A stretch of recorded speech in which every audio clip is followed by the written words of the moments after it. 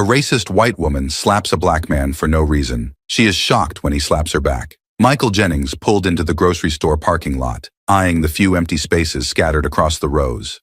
It was a sunny Saturday afternoon, and the place was busy, cars weaving in and out as people rushed to get their weekend shopping done. As he drove down the lane, he spotted a free space close to the entrance. Prime real estate on a day like today. He eased his car in, making sure he parked straight between the lines. Just as he opened the door to step out, he heard the unmistakable screech of tires. He looked up and saw a white SUV pulling up aggressively next to him. A woman was inside, her face twisted with anger even before she fully rolled down the window. "Hey!" she shouted, jabbing a finger in his direction. "That was my spot." Michael blinked, startled by her sudden aggression. "Excuse me?" he asked, his voice calm but confused. The woman, now halfway out of her car, slammed her door shut. She stormed toward him, not bothering to keep her voice down. "I was waiting for that spot," she spat, stepping into his personal space. "I had my blinker on and everything." Michael glanced around. He hadn't noticed any cars waiting when he parked, and the lane had been clear. Keeping his voice steady, he said, "I didn't see you. The spot was open when I got here." Her eyes narrowed, and she crossed her arms, glaring at him like he had just insulted her personally. "Of course you didn't see me. You people never do you?" Michael's jaw tightened. He knew where this was going. He'd seen it before. The escalation from minor inconvenience to racial confrontation. He took a breath, determined not to let it get under his skin. "Look, I'm sorry if you were waiting, but the spot was empty. I didn't cut you off." "Don't you talk to me like that," she snapped, her voice rising with each word. "I've had enough of you people thinking you can do whatever you want. You're all the same, entitled, disrespectful, and thinking the rules don't apply to you." Michael clenched his fists, willing himself to stay calm. "Ma'am, I'm just here to buy some groceries. I don't want any trouble. It's just a parking spot." Her face contorted in fury at his calm tone, as if it only infuriated her more. She took a step closer, pointing a finger right at his chest. "Trouble? You want to talk about trouble? People like you are nothing but trouble. You come into nice neighborhoods like this and ruin everything. I bet you don't even live around here, do you?" Michael's temper flared, but he kept his voice even. "Where I live has nothing to do with this." "Of course it does," she shouted, practically trembling with rage. "This is what happens when they let people like you move into our communities. You think you can just take whatever you want. I've had it with your type." Her words stung, but Michael refused to give her the satisfaction of a reaction. He glanced around and saw a few onlookers nearby, subtly watching the altercation. He needed to end this before it got worse. "I'm not doing this with you," he said, turning to head toward the store. "You're upset about a parking spot, but this isn't worth it." Before he could take more than a few steps, she lunged forward and shoved him hard from behind. Michael stumbled, catching himself just before falling to the ground. His heart raced, and he spun around to face her. "What the hell is wrong with you?" he snapped, his patience wearing thin. "You don't get to put your hands on me." Karen, as he had already mentally dubbed her, stood her ground, her chest heaving with fury. "Oh, I'll do whatever I want. You think you can just walk away from me? I'm not done with you yet." Michael stepped back, trying to keep his composure. His mind raced, thoughts of the possible outcomes flashing through his head. If this escalated any further, it wouldn't end well for him. He had seen too many situations like this, where a black man defending himself somehow became the aggressor in the eyes of everyone around. "Lady, walk away before you do something you'll regret," he warned. She sneered, her lip curling. "You don't tell me what to do, boy." The word hung in the air between them, heavy with its racist implication. Michael's breath caught in his throat. His fists clenched so tightly that his nails dug into his palms. This wasn't just about a parking spot anymore. It was about power, about entitlement, about her belief that she could say and do whatever she wanted without consequence. He was tempted to just walk away, but the weight of her words, the shove, everything boiled beneath the surface. And then, without warning, she lashed out. Her hand swung through the air fast and sharp, connecting with Michael's face in a slap so loud it echoed off the nearby cars. The force of it made his head jerk to the side, the sting radiating across his cheek and jaw. His skin burned, not just from the slap, but from the humiliation of the public spectacle she was making of him. Michael stood there for a second, stunned, his mind racing as he processed what had just happened. The slap wasn't just physical, it was a declaration. A statement that she believed she could strike him, that she could degrade him without facing any repercussions. His muscles tightened, every part of him wanting to react. He knew what he had to do, what he should do, But the fire inside him wouldn't let it go. He couldn't just take this. Without thinking, he raised his hand and slapped her back. Not with the same force, but just enough to send a clear message. The contact was firm, but controlled, a restrained warning rather than retaliation. Karen staggered back, her hand flying to her cheek as if she couldn't believe what had just happened. Her eyes widened in shock, and for a split second, there was silence. Then she exploded. You hit me?" she screamed, her voice shrill and unhinged. "You animal, you're going to pay for this. Do you know who I am? You think you can put your hands on me?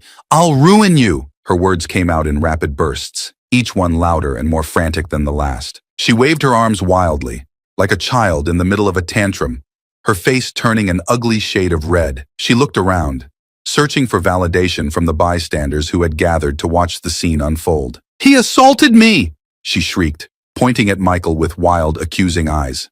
"He hit me! This thug thinks he can hit a woman! You're done!" Michael's pulse raced as more people started paying attention, some whispering to each other, others pulling out their phones. He could feel their eyes on him, their judgment forming in real time. He had seen this before, how quickly public perception could shift, how easily he could be cast as the villain in a situation he didn't create. He took a step back, trying to diffuse the situation with his own calm. "You hit me first. I didn't want any trouble." Karen, still clutching her cheek, hissed at him like a wounded animal. "I'm not doing this with you," Michael said, his voice cold and steady. "I'm done." Without waiting for her response, he turned and walked away, his pulse still racing, his cheek still stinging. Behind him, Karen continued to scream, the words losing coherence as her rage consumed her. "You're done! You hear me? You're finished!" Michael didn't look back. He stepped into the store, the automatic doors closing behind him. But her voice echoed in his ears, loud and furious, as if it would never really leave. Inside the store, the atmosphere was a stark contrast to the chaos Michael had just left behind.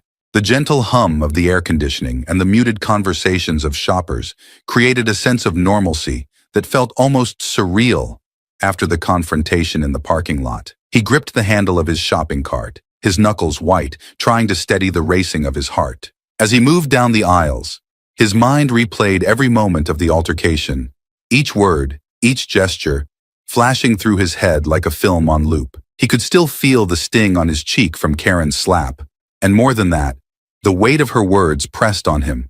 Boy, the word lingered in his mind, laced with venom. No matter how many times he faced situations like this, the sheer ugliness of it always hit him hard. He should have walked away earlier. He knew that, but every time, it was the same. People like Karen felt they had the right to say and do whatever they wanted, believing they could get away with it because of who they were, and because of what he was. It was exhausting.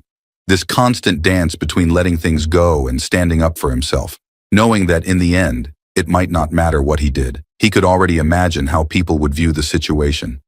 What would the police say if they came? Michael shook his head, trying to focus on the task at hand. He was here for groceries, nothing more. Bread, milk, eggs, just the essentials. But as he reached for a loaf of bread, his hand hesitated. His mind wasn't here. It was back in that parking lot, back in the heat of Karen's insults and her slap. The crowd outside had been watching, and he knew what they'd seen, a black man in an argument with a white woman. He had felt their eyes on him, the subtle shift in their expressions when she had screamed, accusing him of hitting her, even though she'd struck first. He'd barely touched her compared to the force she'd used on him, but that didn't matter. It never did. He placed the bread in his cart and moved on, trying to focus on the next item. But as he walked through the store, a different kind of anger settled in. It wasn't the fiery rage that had flared up during the argument. It was deeper, colder, and far more familiar. It was the same anger he had felt every time someone looked at him like he didn't belong. Every time he was judged not by his actions, but by his appearance. It wasn't just about the parking spot or the slap. It was about how she had treated him from the start, like he was beneath her, like he didn't have the right to exist in the same space. Her words had been a slap long before her hand had touched his face. Michael rounded the corner of another aisle, grabbing a carton of milk, and placed it into his cart with more force than necessary. He took a deep breath. This wasn't the first time he'd faced this kind of situation, and it wouldn't be the last. But today, for some reason, it felt heavier, like it had gotten under his skin in a way that he couldn't shake. He had tried to do the right thing, tried to walk away, but the shove, the slap, it was like she had crossed a line that he couldn't ignore. The feeling of hitting her back gnawed at him. Not out of guilt, but because he knew it would be turned against him. He hadn't hit her out of rage. It had been a reaction, a controlled response, yet she would twist it, scream louder, act like the victim because she knew how to play that role well. As Michael moved through the store, filling his cart with what he needed, he couldn't help but wonder how it would have played out if the roles had been reversed. If he had been the one to start the argument, if he had thrown the first slap, would anyone have believed him? Would the crowd have watched in the same way? He reached the checkout line, still lost in thought. The cashier greeted him with a polite smile, oblivious to the storm raging inside him. Michael forced a nod, trying to focus on the present. He swiped his card, grabbed his bags, and headed back toward the door. But the moment he stepped outside, the knot in his stomach tightened. He didn't want to go back to his car. He dreaded what he might find. Whether Karen was still there, whether she had caused even more trouble. He couldn't shake the feeling that she wasn't done. She didn't seem like the type to walk away quietly. As he approached the parking lot, Michael spotted his car in the distance. His heart sank. From where he stood, he could see something was wrong. His footsteps quickened, and as he got closer, the damage became clearer. Long, deep scratches marred the side of his car, like someone had taken a key and dragged it across the paint, gouging out chunks of the glossy surface. He stopped in his tracks, staring at the damage. His fists clenched at his sides, a mix of disbelief and anger washing over him. Karen. It had to be her. This wasn't random. This was personal. Michael walked over to the side of his car, running his hand along the deep grooves in the paint. The scratches were fresh. She had done this while he was inside, probably laughing to herself the whole time, thinking she had won. He could almost hear her voice again, mocking, condescending, spitting out venomous words like she was untouchable. He felt the anger rising again, stronger this time. His chest tightened as he inspected the damage. The quiet internal reflection he'd been grappling with was gone. This wasn't just about words anymore. She had crossed into something tangible, something that would cost him, something that would take time to fix. He glanced around the parking lot, looking for her, half expecting to see her gloating from somewhere nearby, but she wasn't in sight. For a brief moment, he thought about calling the police, but he hesitated. He knew how this could go. She could twist the story, play the victim, make him the aggressor, and there were no witnesses left to back him up. Still, something inside him refused to let this go. He was tired of backing down, tired of letting people like Karen think they could get away with this. Michael leaned against the side of his car, staring at the scratches, his mind racing. He couldn't just let this slide. He wouldn't. 15 minutes passed as he sat there, waiting, thinking, and then, as if on cue, he heard the sound of laughter. He looked up and saw her, Karen, standing a few cars away, leaning against her SUV with a smug, satisfied smile on her face. She had been watching the whole time. "Oh, poor you," she sneered, her voice dripping with sarcasm. "Looks like someone messed up your precious little car. Guess you shouldn't have taken my spot, huh?" Michael stared at her, his anger bubbling just beneath the surface. He stood up straight, his eyes locked on hers. "You think this is funny?" Karen laughed again, louder this time. "Oh, I think it's hilarious. You can't do anything about it. What are you going to do, call the cops? Good luck with that. They'll just arrest you and take my side. You people never learn." Her words were like gasoline on a fire. Michael felt his blood boil. He had never been one to lash out, but the temptation to say something, anything, that would wipe that smug look off her face was overwhelming. He stepped toward her, but before he could open his mouth, she smirked and said, "Go ahead, say something." "I dare you." Michael knew he had to choose his next words carefully. He knew exactly what to say to cut through her arrogance, to knock her off her pedestal. But even as the words formed in his mind, he wondered how much worse this would get if he gave her what she wanted. And then, she did something he hadn't expected. She climbed into her SUV, grinning at him through the open window. For a split second, he thought she might drive off. But then, without warning, she slammed the car into reverse and backed straight into his car, the crunch of metal against metal echoing through the parking lot. Michael's eyes widened in shock as the rear of her SUV smashed into his front bumper. Karen looked back at him, laughing before speeding off, leaving Michael standing in disbelief, the damage now undeniable. This wasn't just a slap in the face anymore. This was war. Michael reached for his phone, his hand shaking. It was time to call the police. Michael's hand trembled as he dialed the number, his breath shallow from the shock of what had just happened. The crunch of Karen's SUV smashing into his car still echoed in his mind. His chest tightened with frustration. The weight of her words, her actions, everything she represented, crushing him. He had been trying to hold his composure, trying to walk away, but she just wouldn't stop. The phone rang, and when the operator picked up, Michael kept his voice steady, though he could feel the anger simmering just below the surface. "I'd like to report an incident," he said, pausing to keep his voice even. "A woman just intentionally hit my car and drove off. I'm following her now." The operator asked for details, and Michael quickly described Karen's SUV, the make and model, and their location. His hands were still gripping the wheel, the tension from the confrontation running through his fingers as he trailed behind her vehicle at a distance. The last thing he wanted was to provoke her even further, but he wasn't about to let her get away with it. He kept his eyes trained on her SUV as they drove through the quiet suburban streets. His mind raced. What if she was right? What if the police didn't take his side? He had seen it happen before, but this time, it felt different. There was too much on the line. She had escalated things beyond words, beyond petty insults. This was about more than just his pride now. This was about justice. A few minutes passed, and then up ahead, Michael saw the flashing lights of a police car. His heart pounded as he watched Karen's SUV slow down. The police had intercepted her at a red light. He exhaled in relief, knowing he wasn't alone in this anymore. Karen's SUV pulled over to the side of the road, and Michael parked a short distance behind her, staying in his car for a moment to gather himself. His hands were still shaking from the adrenaline, but there was no turning back now. He had called the police, and they were here. As the officers stepped out of their car, Michael watched Karen in her driver's seat. At first, she didn't move, but then she started waving her arms around, shouting something at the officers. From the way she moved, it was clear she was agitated. Her voice, though muffled by the distance, was still unmistakable. She was already trying to paint herself as the victim. Michael took a deep breath and stepped out of his car, walking slowly toward the scene. The officers were already at her window talking to her, and he could see Karen pointing wildly in his direction, her face flushed with anger. "He hit me!" she screamed, loud enough for him to hear as he approached. "He attacked me, and now he's following me. Arrest him! I'm the one being harassed here!" Michael's stomach churned. Here it was. She was doing exactly what he feared, twisting the story, making herself the victim. But this time, there were witnesses, and this time, he wasn't going to back down. One of the officers, Officer Reynolds, turned to look at Michael as he approached. His expression was calm, unreadable, and Michael could only hope that they would listen to the truth. "What happened here, sir?" Officer Reynolds asked, his tone professional. Michael took a deep breath, his heart still pounding in his chest. "I was in a parking lot," he began, his voice steady. "This woman, she started yelling at me over a parking spot. Things escalated. She shoved me, slapped me, and then scratched up my car while I was in the store. I tried to walk away, but she wouldn't stop. Then, just now, she hit my car on purpose and drove off." Karen cut him off, her voice shrill and frantic. "Lies. He's lying. He attacked me.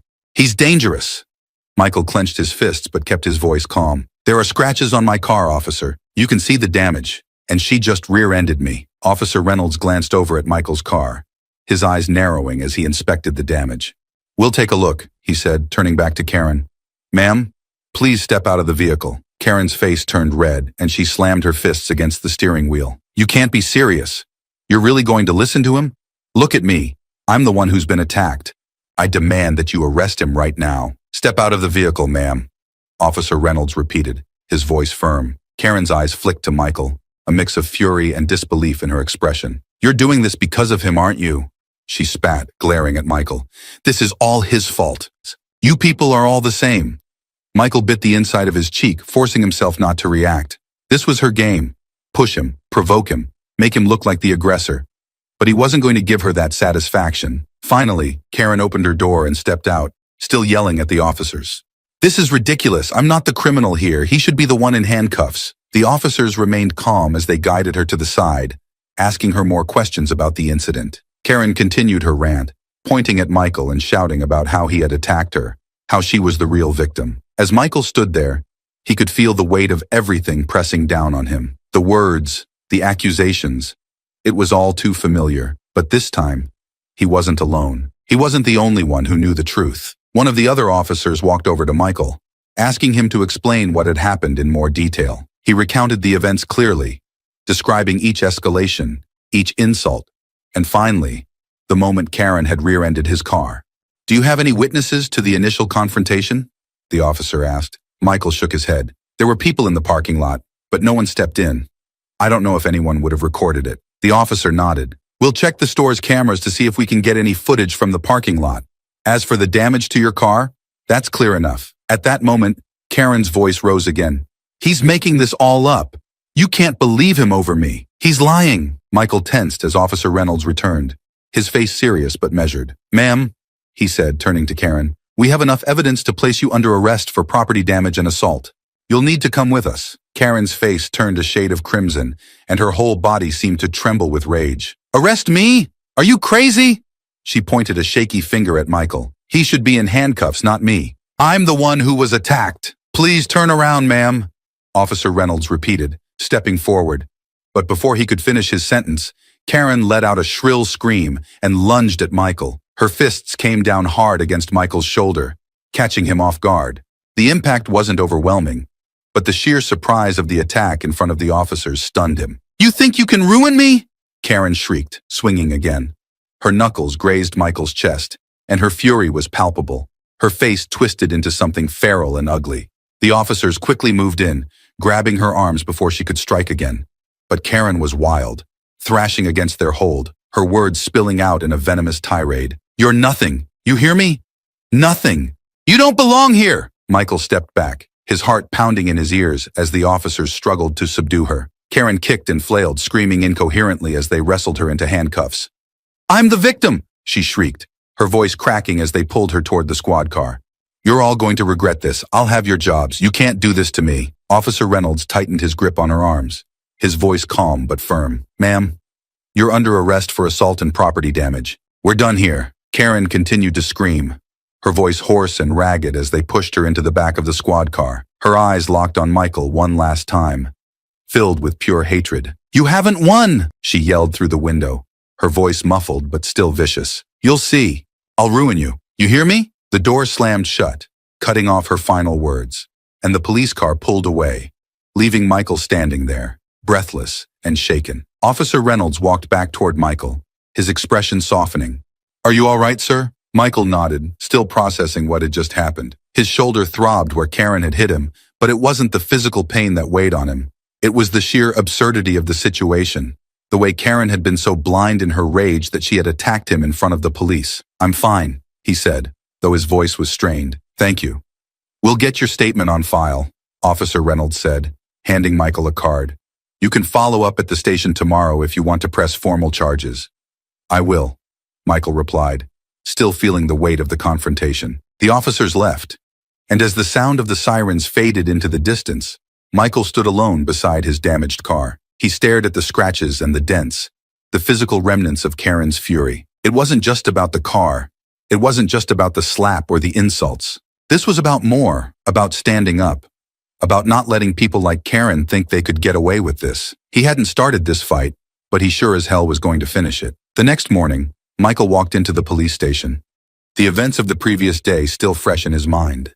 The tension in his chest hadn't fully dissipated, but the quiet hum of the station brought a sense of strange calm. He was here for one reason, to press charges against Karen. He approached the front desk where a young officer sat, glancing up from her computer as he approached. Good morning.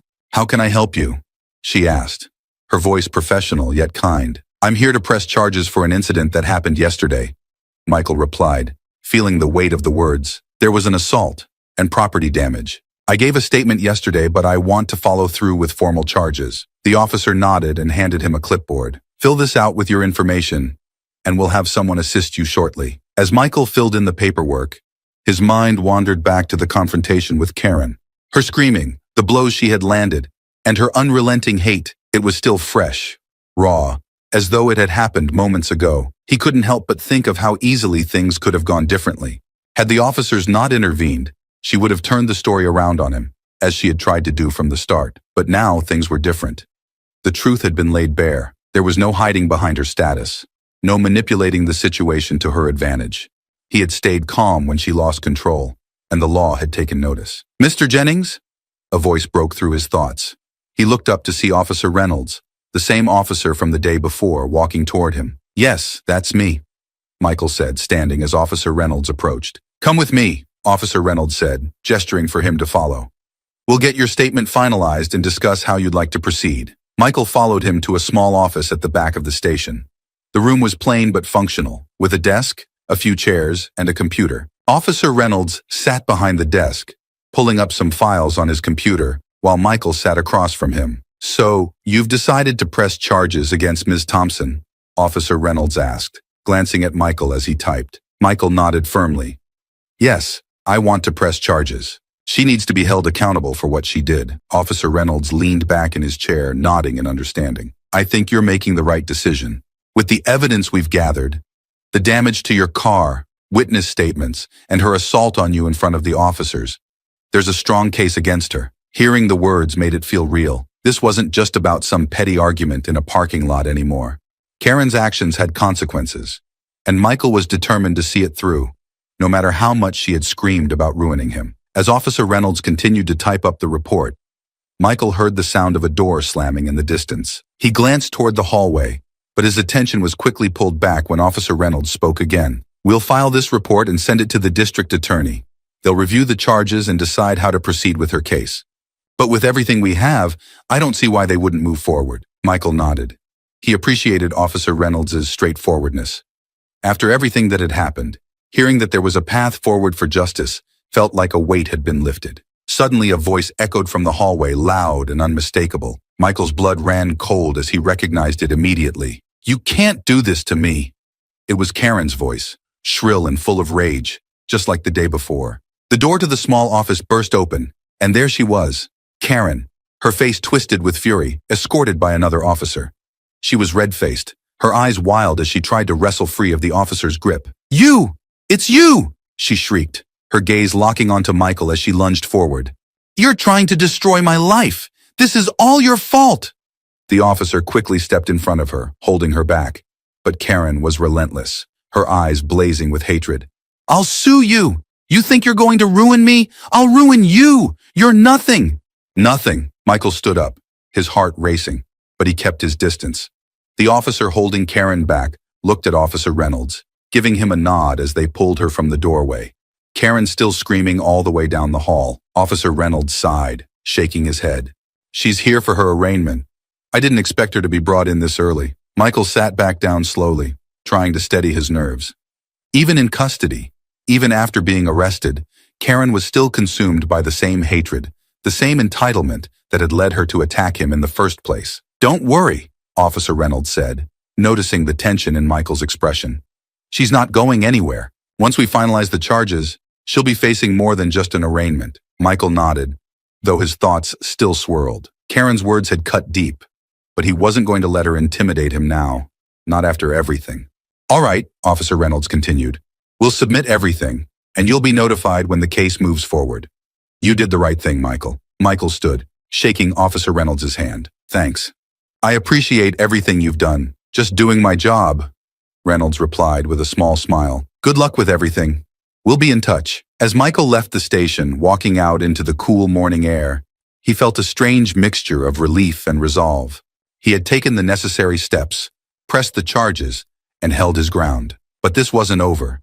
There would be a trial, a confrontation in court, and who knew how far Karen would go to make good on her threats. But Michael wasn't backing down. He had come this far, and now he would see it through to the end. Weeks had passed, but the day had finally arrived. Michael sat quietly in the courtroom, his heart steady, but his mind racing. The atmosphere was tense, a quiet hum of anticipation filling the air. He glanced around the room, rows of benches, the judge's bench high above, and a handful of onlookers seated on either side. At the front, the prosecution team was preparing, while Karen sat at the defense table, her face pale but her jaw clenched in stubborn defiance. She hadn't spoken to him since the day at the police station, but the memory of her screaming, lunging at him, was still fresh in his mind. Her eyes had been wild with anger, but now she sat stone-faced, refusing to acknowledge him, as though everything that had happened was somehow his fault. Michael took a deep breath, focusing on the facts. This wasn't about emotions anymore. It wasn't about the insults or the slap or even the damage to his car. This was about accountability. Karen had assaulted him, damaged his property, and tried to manipulate the situation to her advantage. But now, it was all laid bare for the world to see. The sound of the door opening snapped Michael's attention forward as the judge entered the room. "All rise," the bailiff called out. and everyone stood as Judge Patricia Simmons took her seat. She was a woman of stern demeanor, with an air of authority that filled the room. Michael had read about her, known for her fairness, no-nonsense approach, and intolerance for excuses. "Be seated," Judge Simmons said, and the room fell into a hushed silence as everyone took their seats. The trial began with opening statements. The prosecution laid out the charges against Karen: assault, property damage, and disorderly conduct. Michael listened carefully as the prosecutor, a sharp young woman named Ms. Hayes, detailed Karen's actions. Each word was precise, professional, cutting through the emotional weight of the situation and laying down the facts. "Mr. Jennings was simply trying to go about his day," Ms. Hayes said, addressing the jury. "He did nothing to provoke this assault." Ms.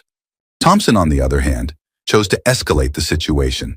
And not only did she damage Mr. Jennings' property, but she also physically assaulted him, not once, but twice, in broad daylight, in front of witnesses, and even in the presence of law enforcement. "We are here today because Ms. Thompson must be held accountable for her actions." Karen's lawyer, an older man with graying hair and a soft voice, stood up next for the defense's opening statement. "Ms. Thompson deeply regrets the events that transpired," he began, glancing over at her. "She acted out of frustration, but she is not the criminal that this case seeks to paint her as. She's a mother, a member of this community, and someone who is having a bad day, a day that spiraled out of control. We asked the jury to consider the context of the situation, the pressure she was under, and to find compassion and understanding that this was an isolated incident." Michael bit the inside of his cheek. Compassion? It was always the same. When people like Karen made mistakes, it was always about finding compassion, understanding the pressure they were under. But when people like him were involved, the narrative was always different, always more about judgment than empathy. The trial moved forward with witness testimonies. A few bystanders from the parking lot were called to the stand. They described the argument between Michael and Karen, the escalation, and how Karen had physically attacked him. Their words aligned with Michael's account, confirming what had already been documented in the police reports. But then came Karen's turn to take the stand. She approached the witness box slowly, her head held high, but her expression still full of stubborn indignation. She sat down and adjusted her seat, her hands clasped tightly in front of her as her lawyer began to ask her questions. "Ms. Thompson," her lawyer started gently, "can you describe what happened on the day of the incident?" Karen let out a small sigh before answering. "I was having a terrible day," she began, her voice soft, almost pleading. "I had gone to the store, and when I saw the parking spot, I thought I could finally get a break. But then Mr. Jennings just pulled into it. I got out to confront him, and I regret what happened next." "Why do you regret it?" her lawyer asked. "I regret losing my temper," she replied, her voice trembling slightly, playing up the remorse. "But what people don't seem to understand is that Mr. Jennings slapped me too. I wasn't the only one who escalated things. He hit me right back." There it was, the twist Michael had been waiting for. Karen, once again, trying to paint herself as the victim, as though his reaction had somehow equaled the violence she had initiated. Her lawyer nodded, giving her a sympathetic look before turning to the jury. "Ms. Thompson acknowledges her mistakes, but we cannot ignore the fact that Mr. Jennings also reacted physically. This was not a one-sided altercation." The courtroom buzzed for a moment with murmurs. Karen's lawyer sat down, and it was the prosecution's turn for cross-examination. Ms. Hayes wasted no time, rising from her seat and approaching Karen with sharp focus. "Ms. Thompson," Ms. Hayes began, "you claim that Mr. Jennings slapped you. But isn't it true that he only did so after you slapped him first?" Karen shifted in her seat, her bravado faltering slightly. "Yes, but he still hit me," she insisted. "And wasn't it also true," Ms.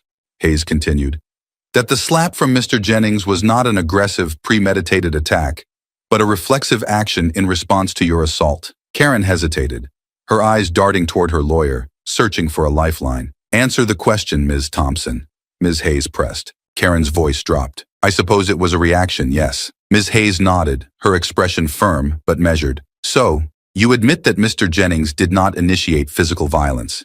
He merely reacted to being attacked." Before Karen could respond, Ms. Hayes turned to the judge. "Your Honor, I would like to call a witness to clarify the nature of the slap Ms. Thompson referred to." A moment later, one of the bystanders from the parking lot, a middle-aged man who had witnessed the entire altercation, took the stand. "Please state your name for the court," Ms. Hayes instructed. "Jeffrey Caldwell," the man replied, glancing at the jury before turning his attention to Ms. Hayes. Mr. Caldwell, you were present at the parking lot the day of the incident between Mr. Jennings and Ms. Thompson, correct? Ms. Hayes asked. Yes, I saw the whole thing, he replied. Can you describe what you saw regarding the physical altercation? Jeffrey nodded. Well, I saw Ms. Thompson approach Mr. Jennings. She was yelling at him pretty loudly. I couldn't hear everything from where I was, but it was clear that she was upset. Then she pushed him, and when he didn't react, she slapped him across the face, hard. That's when Mr. Jennings responded with a slap of his own. But it was different.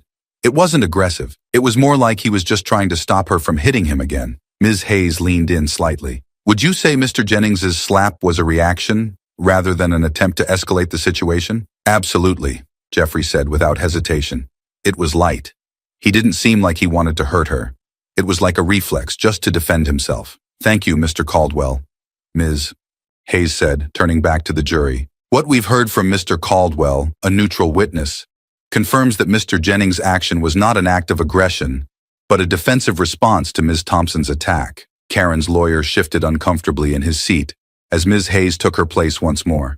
The jury was silent, taking in everything that had been said. The courtroom fell into a quiet murmur as the judge announced a short recess before closing arguments. Michael stood, stretching his legs, feeling a mix of anticipation and unease.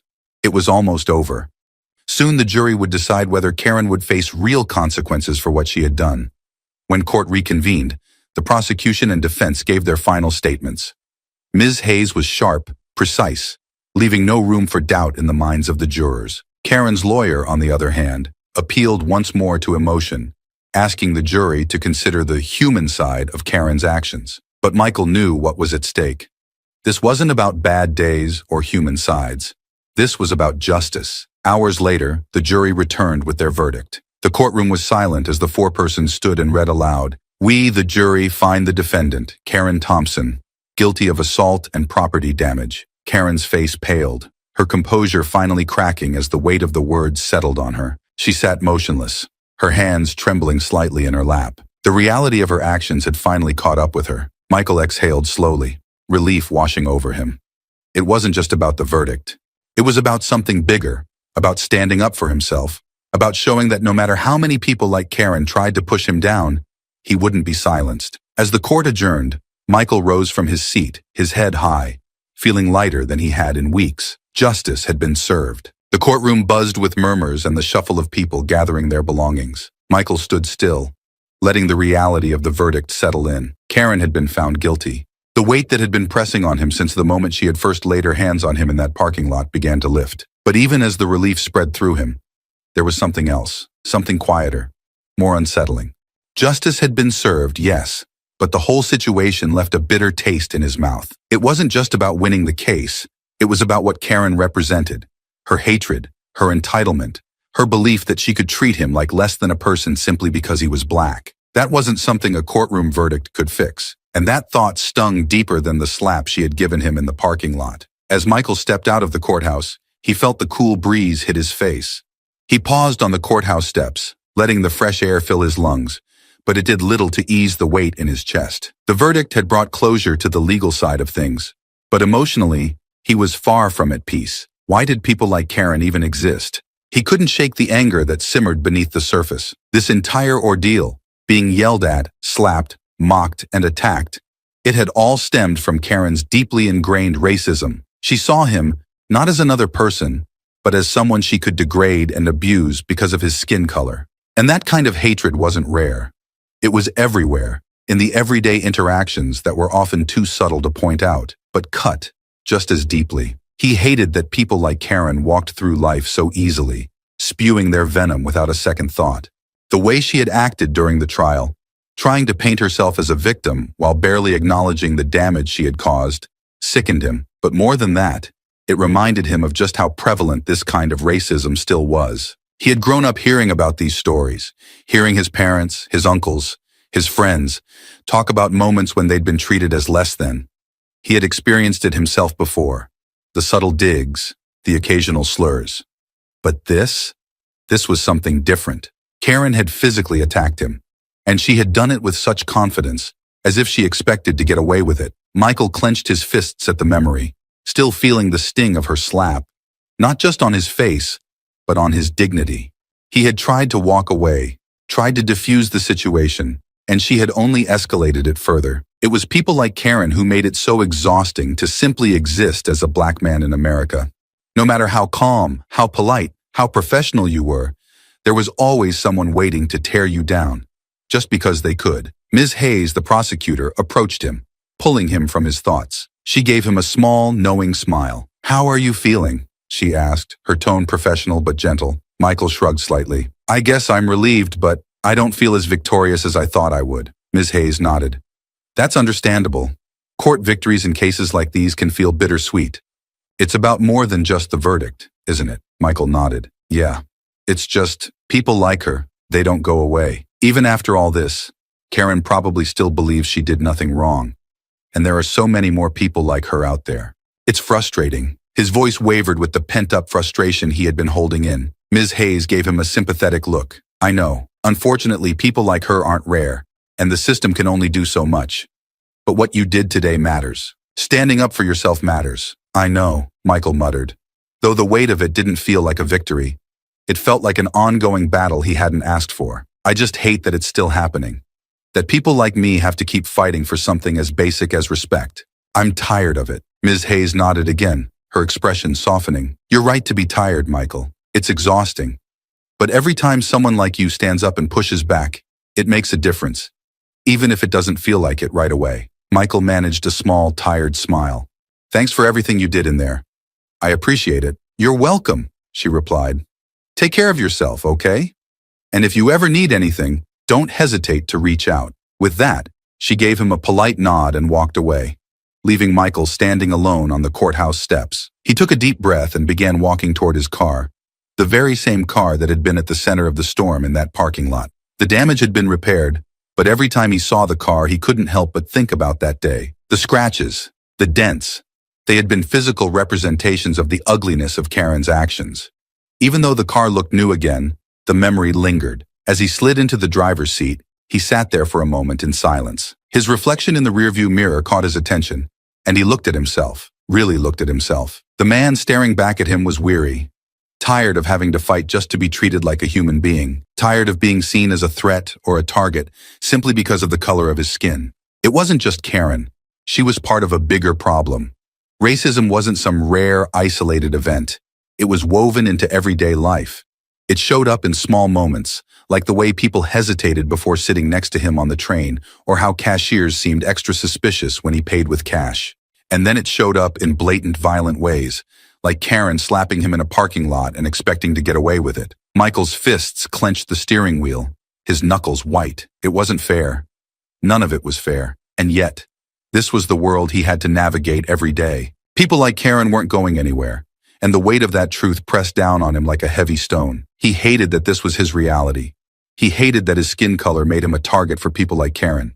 And more than anything, he hated that he had to keep explaining why it was wrong, over and over again. Starting the car, he let out a long breath and pulled out of the parking lot. The city streets passed by in a blur as his mind churned through his frustration. The trial was over, but the real fight, the fight against the ingrained racism that people like Karen carried with them, would never really end. As he drove, he couldn't help but feel a pang of sadness. He had won today, but it didn't feel like a victory. It felt like he had simply survived another encounter in a long series of battles. And he knew that there would be more. People like Karen didn't disappear after a guilty verdict. They kept coming, over and over again. Michael pulled into his driveway, his body and mind weary from the weight of it all. As he turned off the engine and sat in the quiet, he thought about what Ms. Hayes had said, that standing up for himself mattered. Maybe it did. Maybe it was the only way to keep pushing back against the tide of people who thought like Karen. But at that moment, all Michael wanted was peace. To not have to fight. To not have to justify his existence. To just be. As he stepped out of the car and walked toward his front door, he tried to focus on the small sense of relief that came with knowing Karen had been held accountable. But the bitterness lingered, and he knew it would take a long time before the anger at the world he lived in would truly fade. For now, though, he had done what he could, and that would have to be enough.